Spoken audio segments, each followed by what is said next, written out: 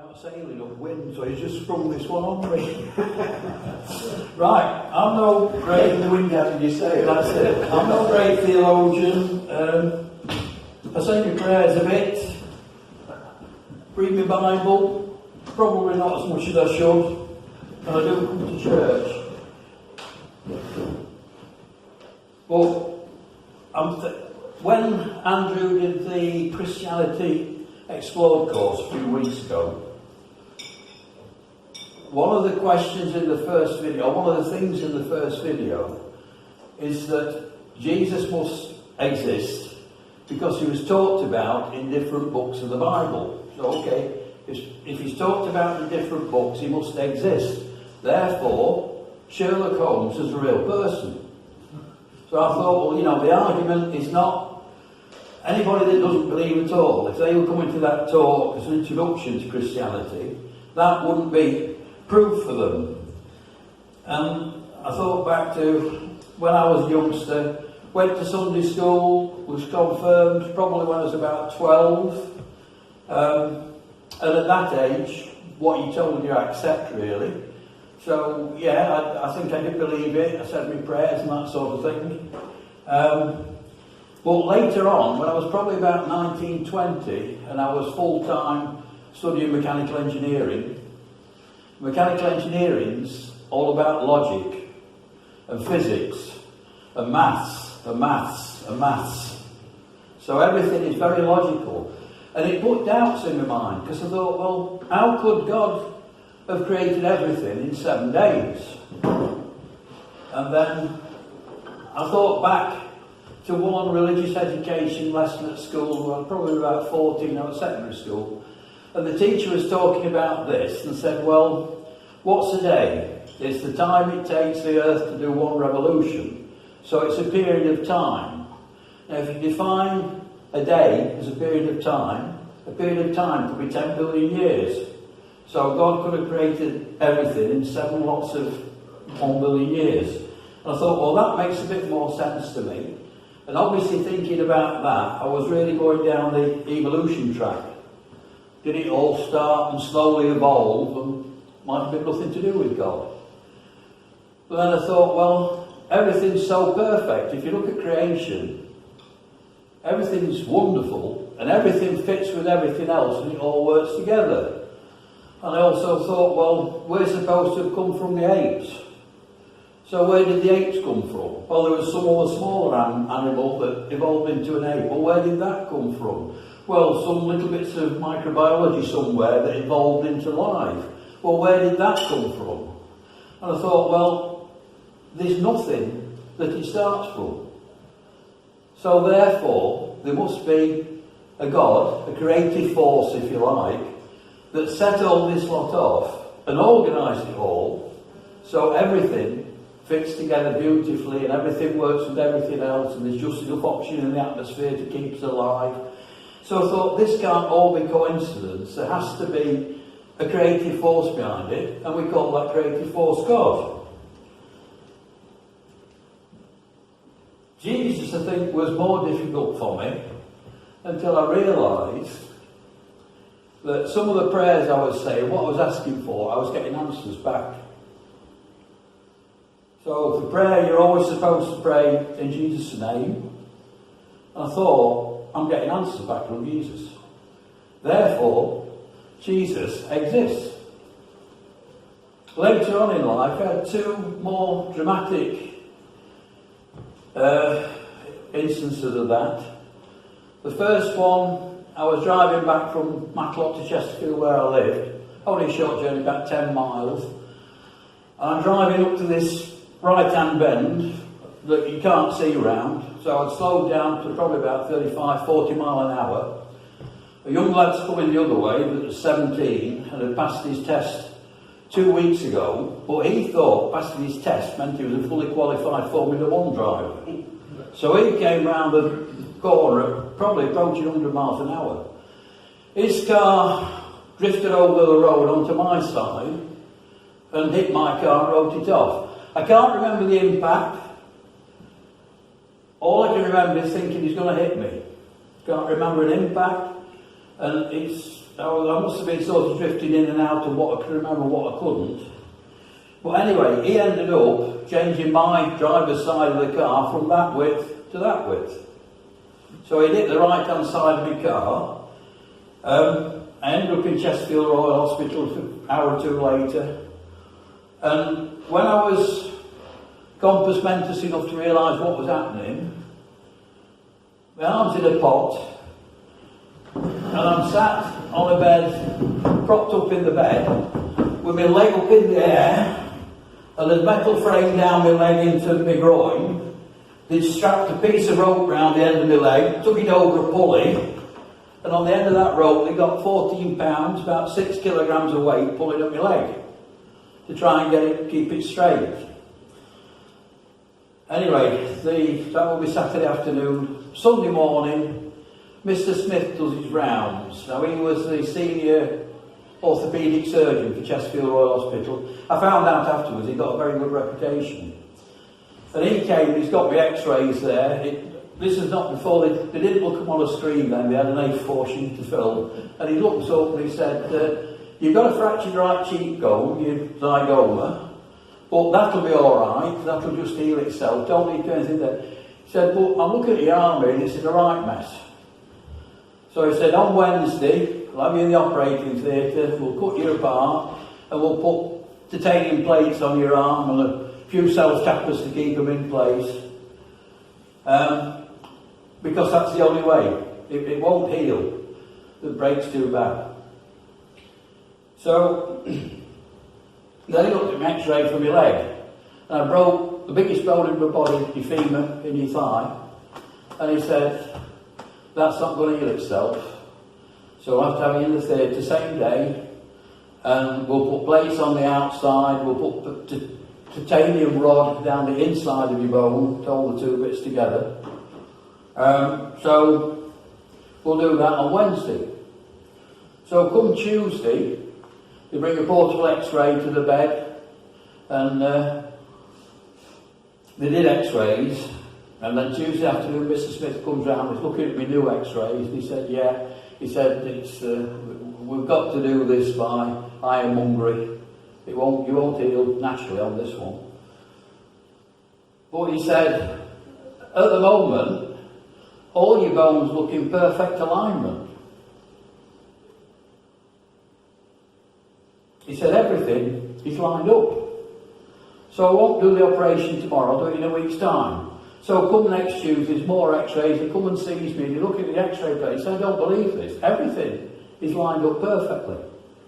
Now bear in mind, I'd gone in there on the Saturday, and I'd started praying and saying, thank you for being alive. And I started praying that I'd be healed. And I was saying prayers probably every hour. As you can see, it's not easy for me to talk about this. But anyway, second Tuesday, he looks at my x-ray plate. Everything is perfect. He said, I should do the operation because they're bound to move your bones. It won't stay like this, but I will leave it another week. Anyway, come the third week, he's back on Tuesday looking at new x-rays. And he said, everything is still in perfect alignment. I can see where your bones are already starting to heal together. If I was to do an operation, I'd have to now re-break your bones, they're healing so well. And then when I put them back together, I wouldn't get the alignment anywhere near as good as it is. So, I said, thank you very much. He went away. And then I was saying, thank you. Anyway, that meant I was on traction. Because when they've got these weights on your leg pulling at it, they call it being on traction. And so I sat there with my leg in the air for 14 weeks and my arm in pot for the first 8. So you can't get out of bed for 14 weeks at all. And that's a lot of urine bottles and a lot of bedpans. 2 things I learned about bedpans. There's stainless steel ones and there's plastic ones. The stainless steel ones feel a lot colder than the plastic ones. The other thing is, you propped up in bed, you've got 14 pounds, 6 kilograms pulling in your leg, they put you on a bedpan, and he starts to skid down the bed because of the pull. So you end up horizontal, trying to perform what you're trying to perform, and it's not a good situation. Anyway, so it's 14 weeks on traction, then another week in hospital learning to use crutches. I couldn't put any weight on my leg at that stage. And then when I got home then I had 10 weeks of them picking me up every afternoon, Monday to Friday, and going for 2-hour physiotherapy sessions. And I went from crutches to walking sticks to one walking stick to walking. And you know, I mean, walking now, I limp a little bit, particularly if I'm tired, but that's all. Now to me that was a miracle. What I asked for in prayer, I was given. Now you can turn around and say, it's just medical science doing it for you. But bear in mind that one of the best orthopaedic surgeons in the country had told me you would have to operate. There's no way it would heal naturally. I've got another example, which is our grandson Oscar. Oscar was born and he came home sort of 2 days after he'd been born, and the following day the midwife, whatever type nurse, comes round to check up on him, and when she was there at Philip and Hannah's house, Oscar stopped breathing. Now she managed to resuscitate him. I thought about that and thought, well, that's a miracle that she was there at the time he stopped breathing. Because when the paramedics arrived to rush him into hospital, they said that they didn't think they'd be able to resuscitate him because he was so young, and also they would have arrived, you know, quarter of an hour after he'd stopped breathing. So Oscar was taken into Preston Hospital, and I started praying for Oscar. Heather did. I know a lot of people in St Anne's Church did. Anyway, he was in Preston Hospital, and he kept stopping breathing, and they kept resuscitating him. They then decided, after a couple of days, they decided to take him into Manchester Royal Children's Hospital. And he went in a specialist ambulance, as well as paramedics in it. There were 2 nurses in it and 1 doctor in it when they transferred him in the ambulance. So Oscar gets into Manchester Children's Hospital, and he's still stopping breathing on a regular basis. I rang Philip up, our son, one morning, and Philip's not a man of many words. And I said, how is he? And Philip decided that a medical procedure was messing about. I said, how is he? And he said, every time we mess with him, he stops breathing. We managed to resuscitate him. And eventually, after a few weeks, this had gone away and he was breathing normally. Now, obviously when he went in, they told us to prepare for the worst, that he might die. They also said if he did get over it, he would probably have quite severe damage to his brain, and therefore problems from that. Anyway, Oscar's kept breathing. He's 8 years old now, and he's a bright little lad. There's no sign of brain damage at all. He's getting good reports from school, and I know every granddad says about his grandson he's very bright, but genuinely doing really well at school. There is no sign of any mental problems whatsoever. So again, I see that as answer to prayers and a miracle. And some people might say both those examples I've quoted, they're just medical science doing what medical science does. But the coincidences of my bones lining up when they said it couldn't happen, the coincidence that Oscar survived with no mental damage, and in fact the medical people came to Philip and Hannah after the event and said what had happened with Oscar was so unusual, did they mind if they quoted his case to other medical people? But obviously they gave permission to the doctors could distribute it as they wanted. So you can say that's just coincidence, it's medicine doing what medicine does, but to me it was a miracle. And without doubt, it was my prayers being answered with the answer that I wanted. So, what do you say to anybody that has no belief whatsoever in Christianity or God or whatever? Well, you can tell them tales like this, but it won't convince them. I think what you've got to do is say to them, why don't you try it? The way you try it, start praying to Jesus. You know, show me, Lord, if you're there. Show me you exist. It could be a prayer like that.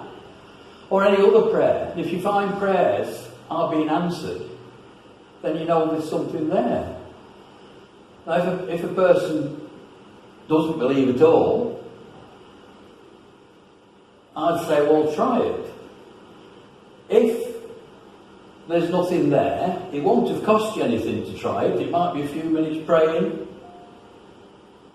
Or if nothing comes back to you, you can say, that's it, there is nothing in this religion, it doesn't exist. However, if there is something in it, you find that Jesus is talking to you. So that's all anybody that doesn't believe, I think, all they've got to do is try it. They've nothing to lose whatsoever, they've everything to gain. So that's it, that's my thoughts on it. There's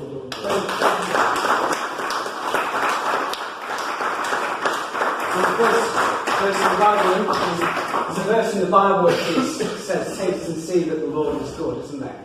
And you've got to go and taste. That's the thing.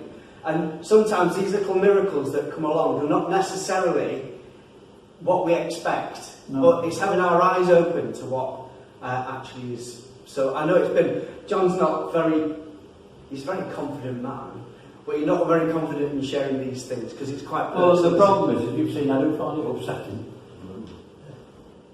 So it's very hard to talk about it for me. But it's really good that you were able to have the courage to do that.